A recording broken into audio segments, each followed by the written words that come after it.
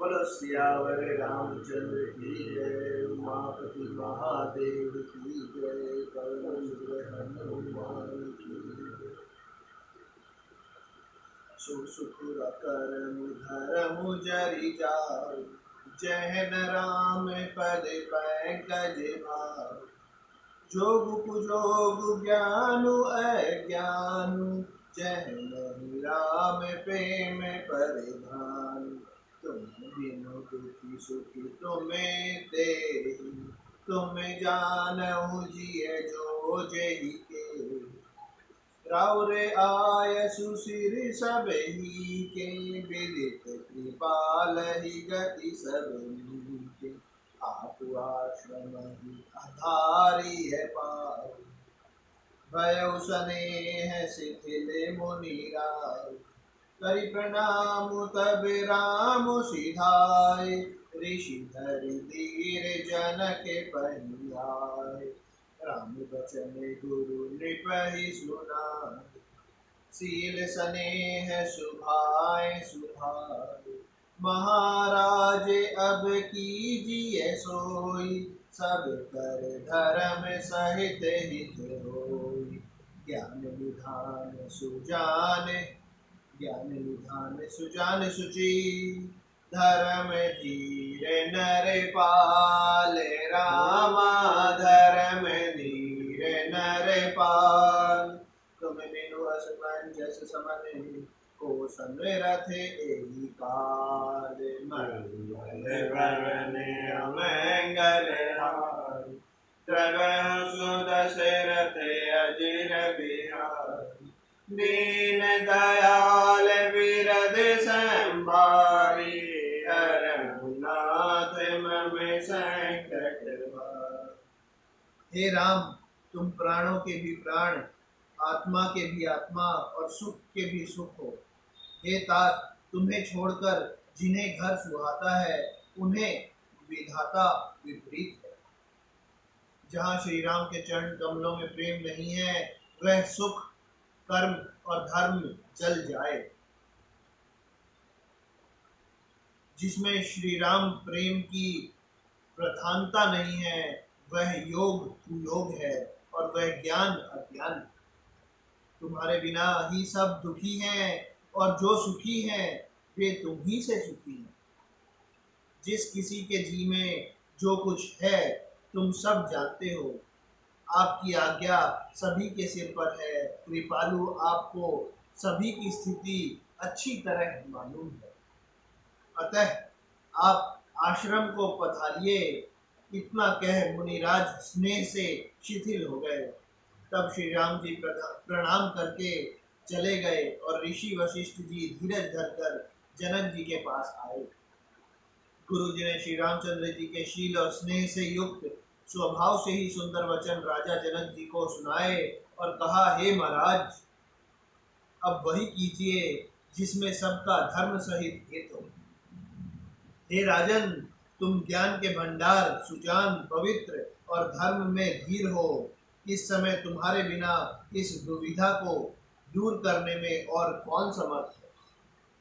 सुनि मुनि बचन जन के अनुराग, लखी गति ज्ञान विराग विराग।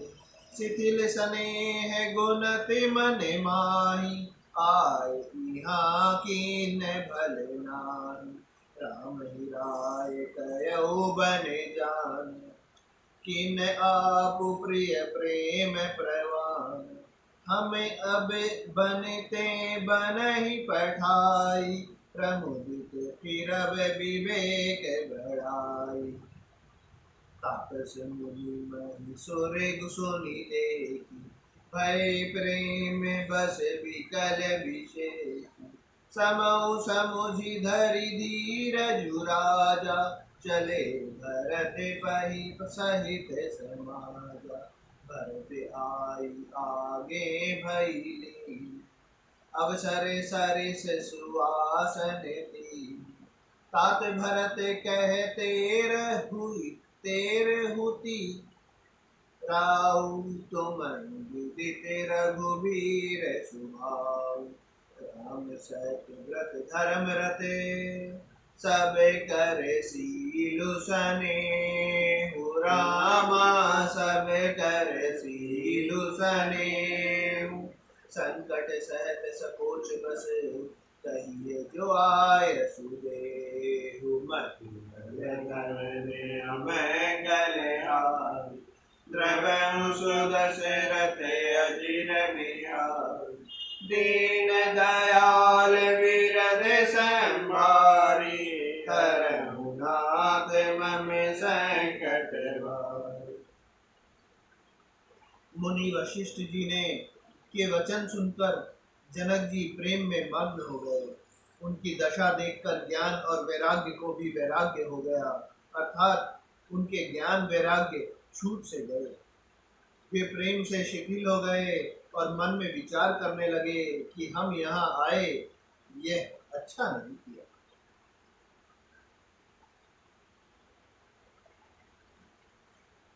राजा दशरथ जी ने श्री राम जी को वन जाने के लिए कहा और स्वयं अपने प्रिय के प्रेम को प्रमाणित कर दिया।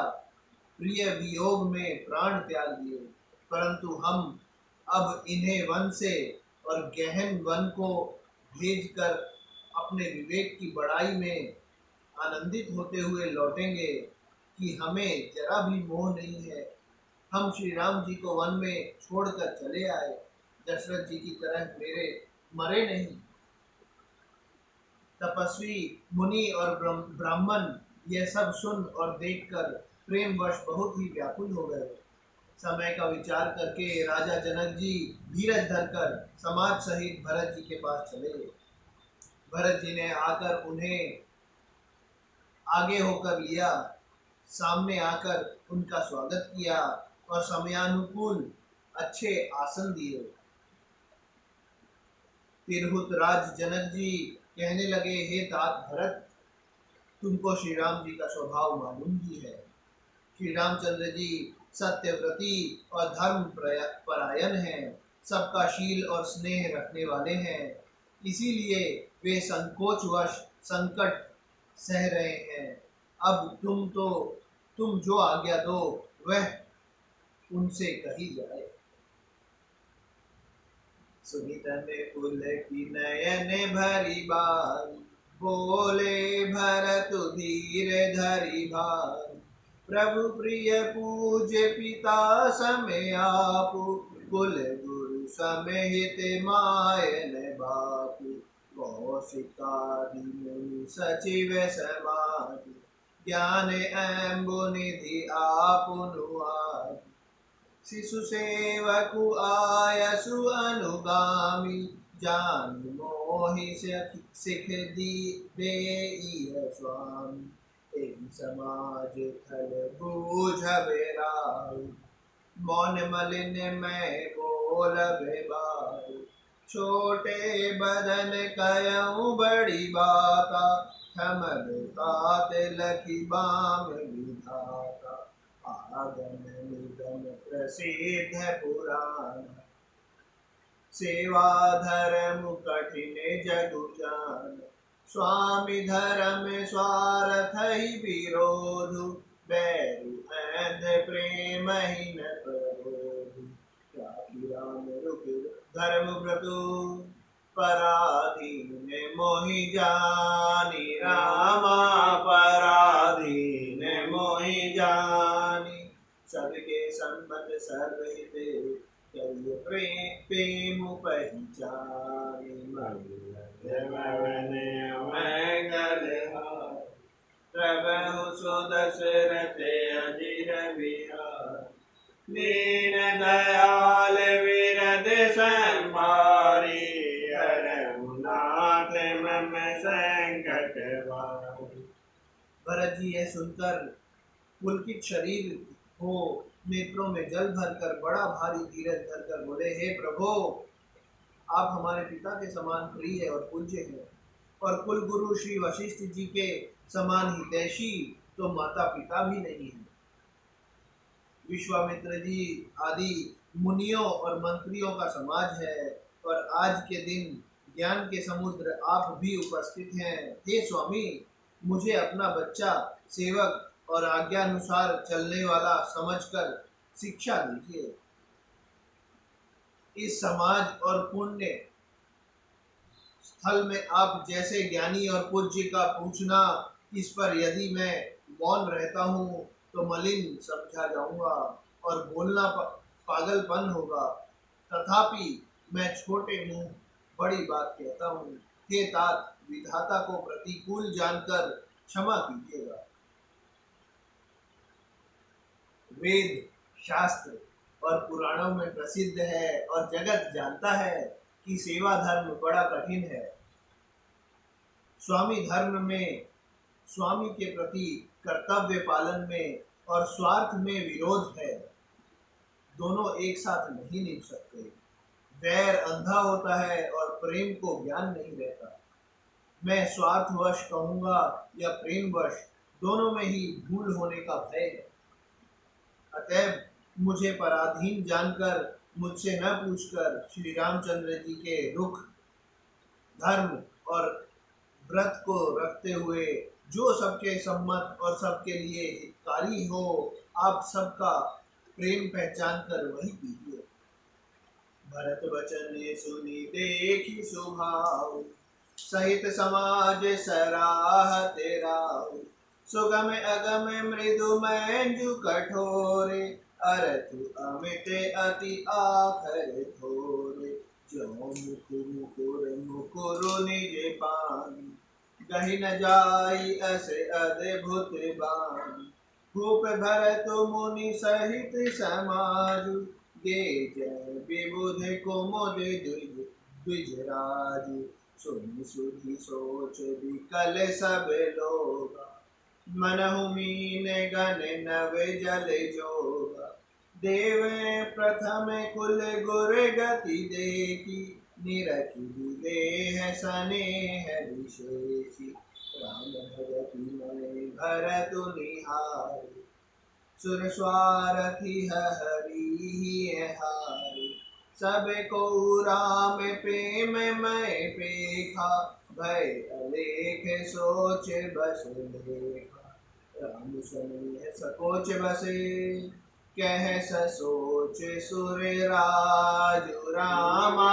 कह ससोच सुर राजु, रचहु प्रपंच ही पंच मिली।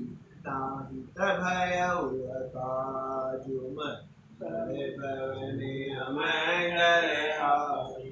प्रभु सुदशरथ अजिर बिहारी, दीन दयाल विरद संभारी।